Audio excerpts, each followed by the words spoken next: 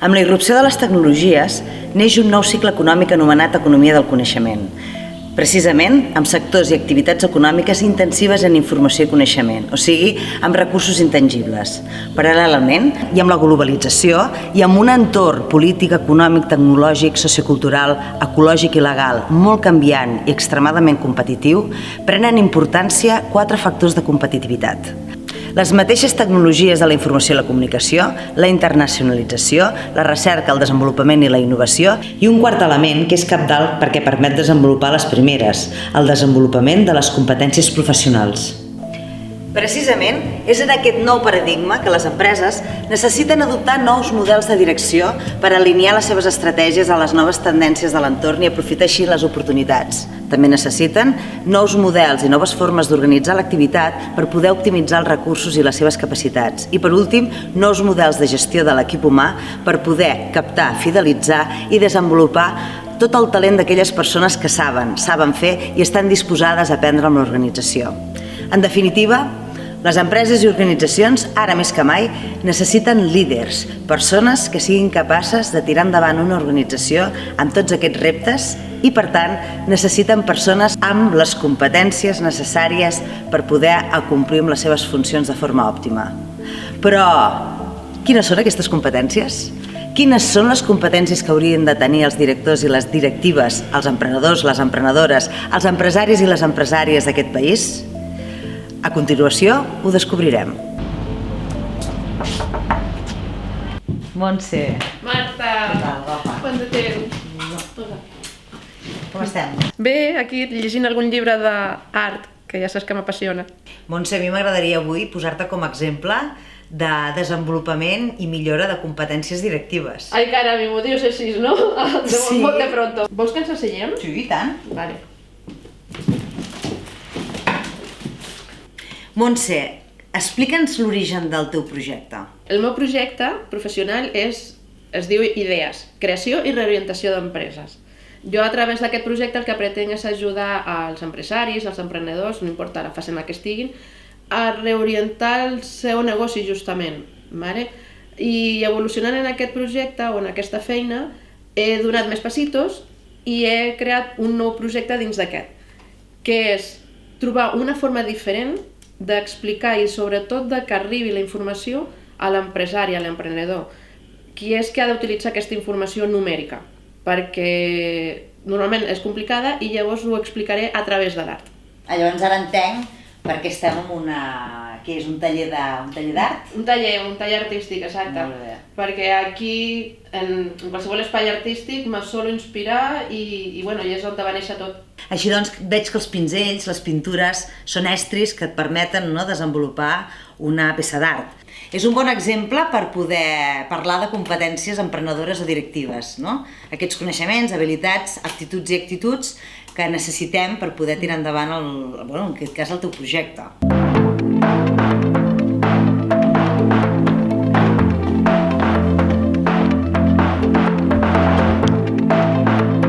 Un procés d'avaluació competencial consta de 4 fases. La primera, conèixer el concepte de competència. La segona, identificar el nostre propi capital competencial. La tercera, saber quines competències hauríem de tenir, en aquest cas com a empresaris, empresàries, directius o directives, emprenedors, emprenedores. I la quarta, saber fer un pla de millora competencial.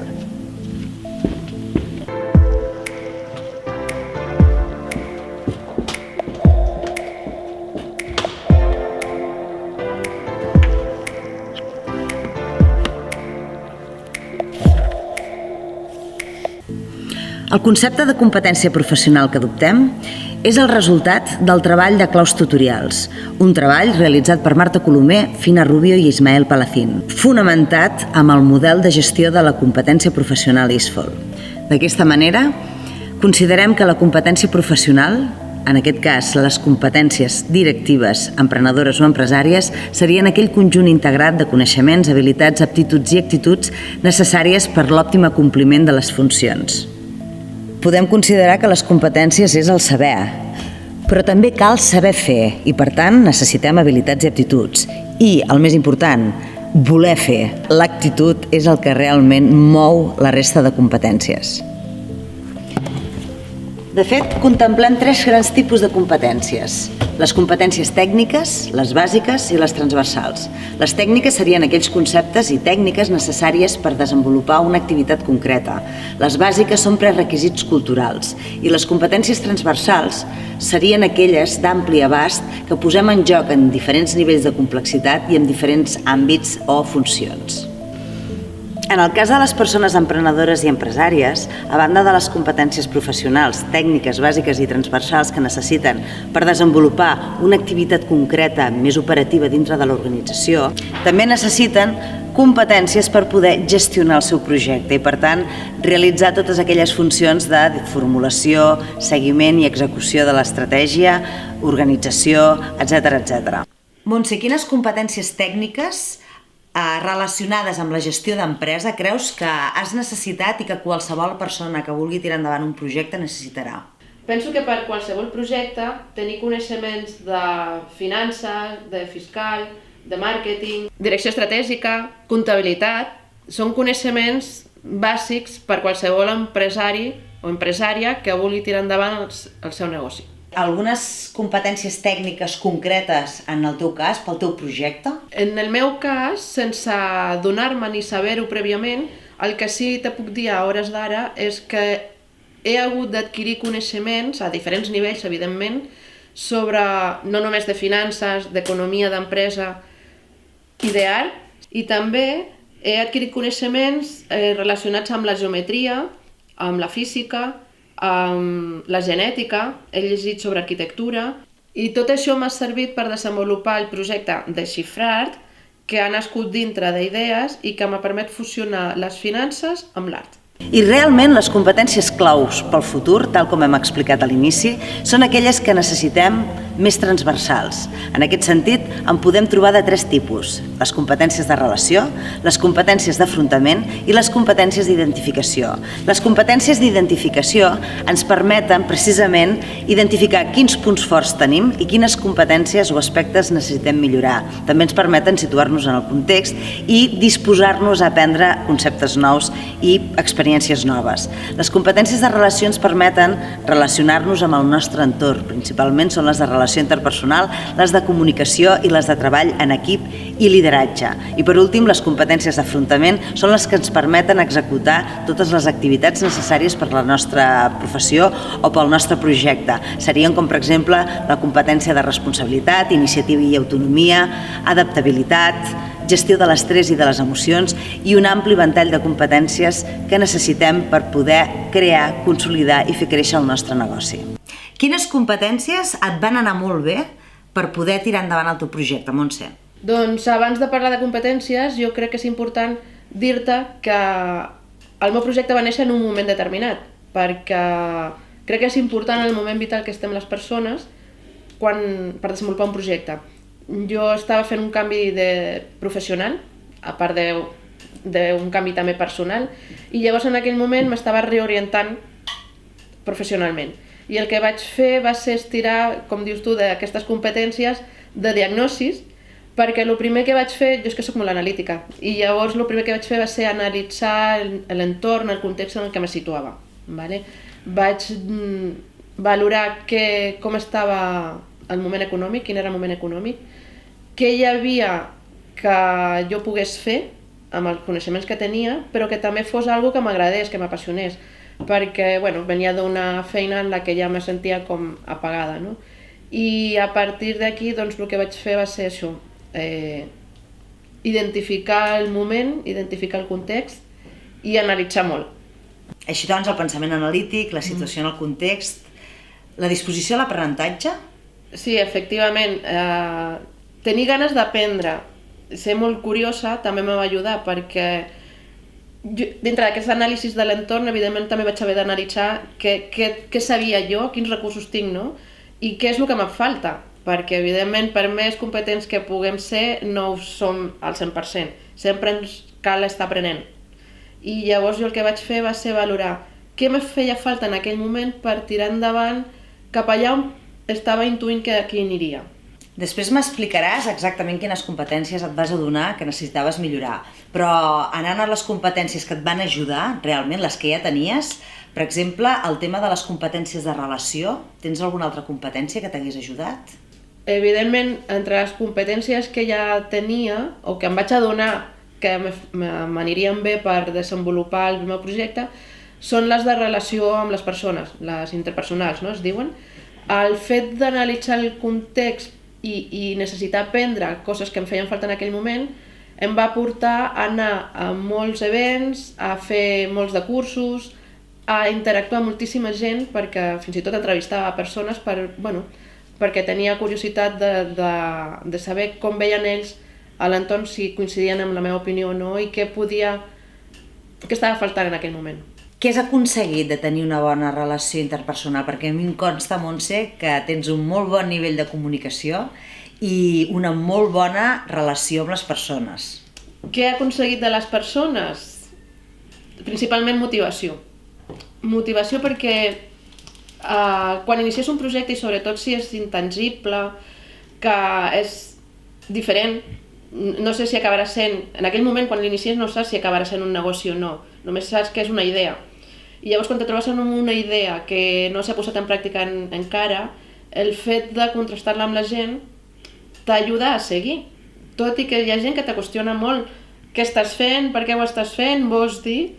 Però per mi aquestes preguntes, aquests qüestionaments varen ser com reptes i impulsos a seguir buscant si tenen aquest dubte, puc trobar la resposta.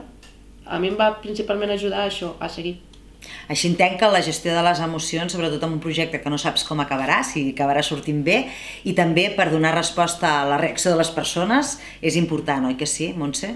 Doncs sí, efectivament, la gestió de les emocions, que és una de les més difícils per a mi, soc humana, però me costa moltíssim, perquè, clar, per un costat la gent te motiva molt. Sí, segueix, tu ho pots, tu ho aconseguiràs, però per un altre costat te pregunten amb tants dubtes que te fan dubtar. I llavors, això per un costat, te genera un estrès, encara que no ho sembli, bastant important. Al punt de que te fan dubtes si has de seguir amb alguna que era tan embrionari en el seu moment i que ningú li acaba de veure el què, però que jo ho tinc aquí dintre i sí que sé que si avanço tindrà forma. Però gestionar això i evidentment la manca de recursos, que el diners és un, però el temps és un altre molt important, quasi que per mi m'he donat compte que és el més important. Això m'ha generat molt d'estrès i he tingut els meus moments difícils que he hagut d'afrontar. I quines habilitats has necessitat per poder afrontar totes aquestes situacions?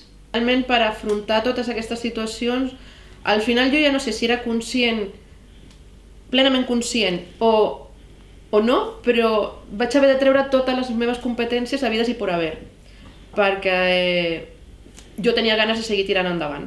I llavors el que vaig haver de fer primer que res va ser organitzar-me, planificar molt bé el que volia fer, perquè entre que no tenia temps, no tinc diners, he de fer feina, he de sobreviure, no? He de treballar. I tot l'estrès que portava acumulat per un costat per la manca d'aquests recursos i l'emoció i la motivació de seguir era a ratos com una bola que havia de saber gestionar i per tant la vaig haver d'organitzar molt bé per fer passitos.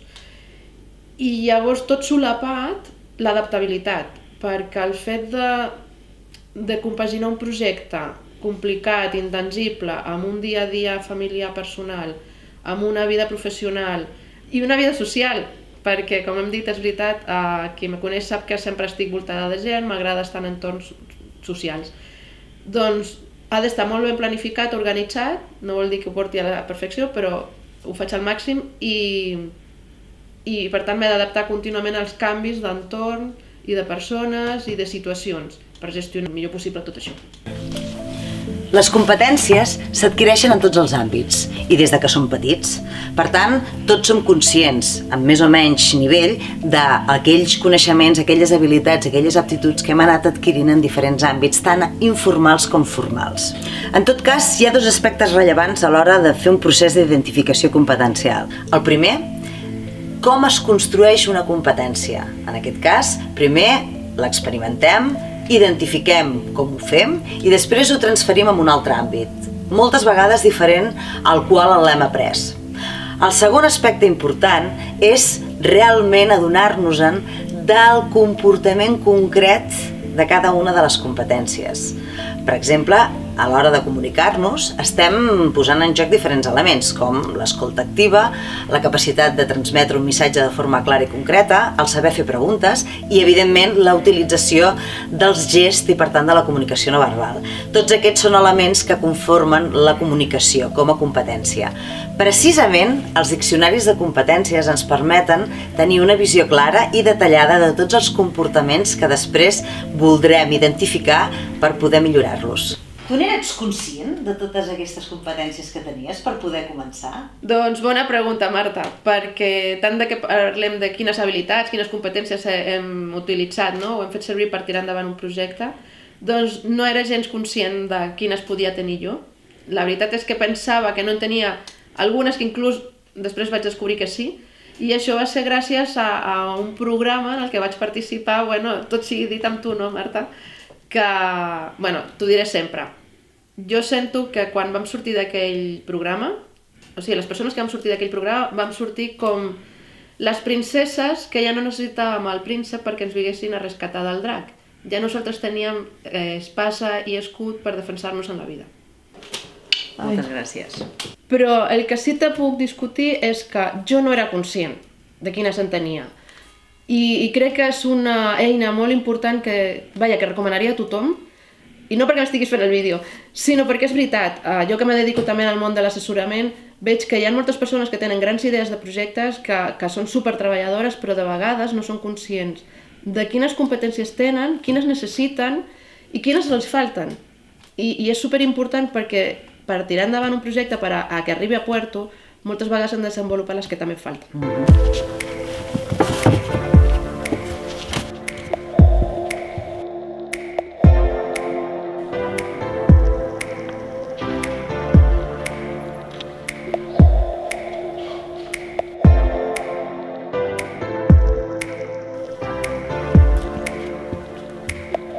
La segona fase consisteix en identificar el propi capital competencial, és a dir, quines competències tenim i en quin nivell les tenim.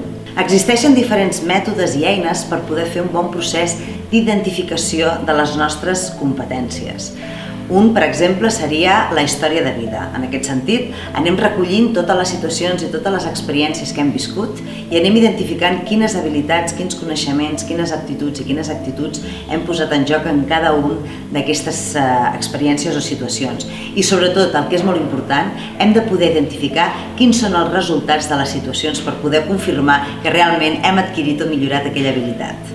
La segona manera de fer-ho seria agafar un bon diccionari de competències i poder identificar cada una de les situacions que hem viscut i que hem posat en joc aquella competència.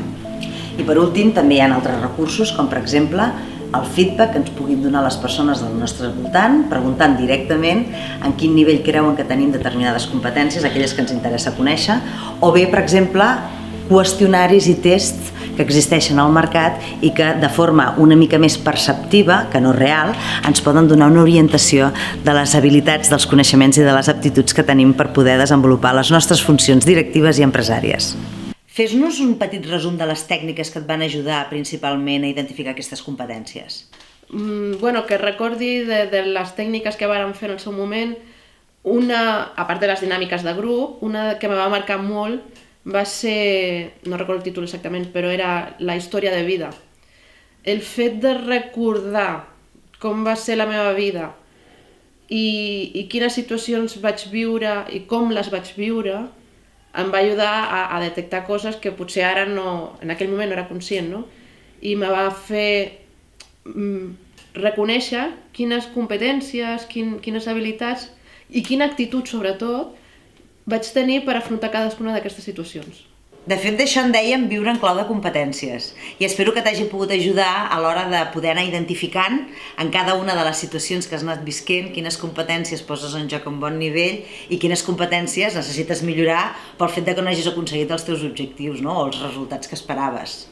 I suposo, Montse, que en el desenvolupament del propi projecte t'has adonat d'algunes competències a millorar. Algunes competències que he hagut de millorar al llarg del projecte han estat la comunicació. Jo tenia clares dificultats per parlar en públic, per molts motius, i bueno, em vaig posar com un repte que havia de parlar i millorar la competència aquesta de comunicació. Sí o sí. No hi havia opcions. Per tant, aquesta crec que l'he anat desenvolupant i l'he anat millorant, tot i que encara queda per fer. I després una altra que vaig haver de desenvolupar, més que haver de desenvolupar, vaig tenir l'oportunitat de desenvolupar-la. La creativitat, la capacitat d'imaginar. Jo venia d'una feina molt estructurada, molt protocolitzada, molt rígida d'alguna forma, que era el treball en banca i el treball de portar comptes. I el fet de tenir un projecte propi em va permetre soltar-me. Em va permetre deixar anar la imaginació i em va permetre entrar en un món de l'abstracte, que dic moltes vegades, i a partir d'allí va ser com un bucle, anar creixent aquesta capacitat de crear, d'inventar, sense més. I quines creus que tens pendents de millorar per poder fer créixer el teu projecte? El que tinc clar que per poder seguir desenvolupant el projecte és el treball en equip. És una fase que vindrà en no res, començar a treballar amb moltes més persones que m'ajuden a fer-lo créixer. La negociació, el win-to-win s'ha d'aprendre, s'ha de fer bé, no de qualsevol manera. La gestió de l'estrès, perquè estic convençuda que vindran moments en els que seran complicats, sigui per falta de recursos o per qüestions que ara no preveig. Montse, te'n deixes una molt important, que és la responsabilitat. Coneixent-te i havent vist la teva evolució professional, aquesta l'has posat en joc moltes vegades i en molts àmbits, no només en el professional i l'empresarial, sinó també en el personal. Doncs tens raó, me la deixava en el tintero, però no per això l'he deixat d'aplicar. Evidentment, si vull seguir tirant endavant el projecte, cosa que sí, i treballaré en equip, és important tenir molt clara la responsabilitat que representa això. I no només te diria que l'he de desenvolupar d'ara endavant, sinó que la responsabilitat ha estat justament una competència que m'ha ajudat a seguir.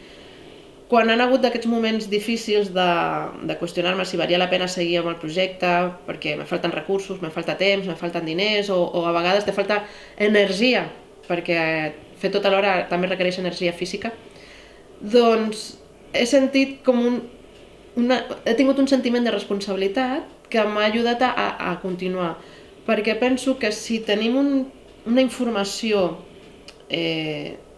concreta, que es pot aplicar, i que a sobre aquesta informació pot ajudar als altres, jo crec que és suficient per superar qualsevol barrera i seguir avançant.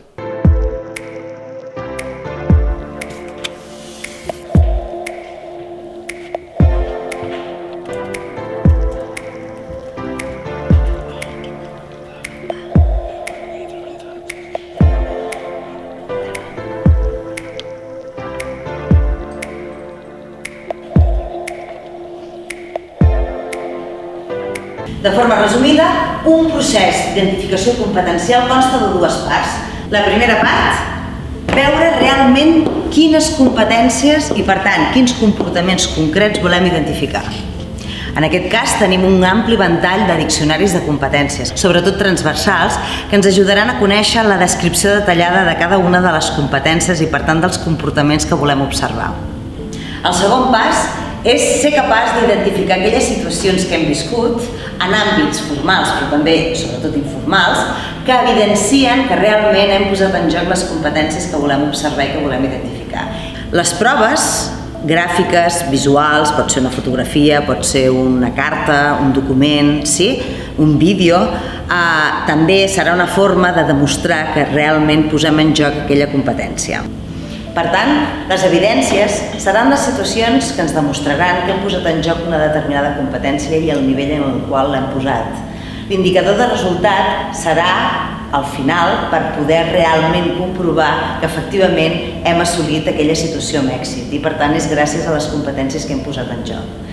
Finalment, cal dir que d'indicadors de resultat n'hi ha de dos tipus. Un, els observables, com per exemple un vídeo, si en aquest cas em veieu comunicant-me, podreu dir, podreu observar que realment tinc o no tinc una bona comunicació. I els indicadors d'assoliment, que a diferència dels indicadors observables, ens demostren que hem assolit el resultat, com per exemple el qüestionari de satisfacció o un premi.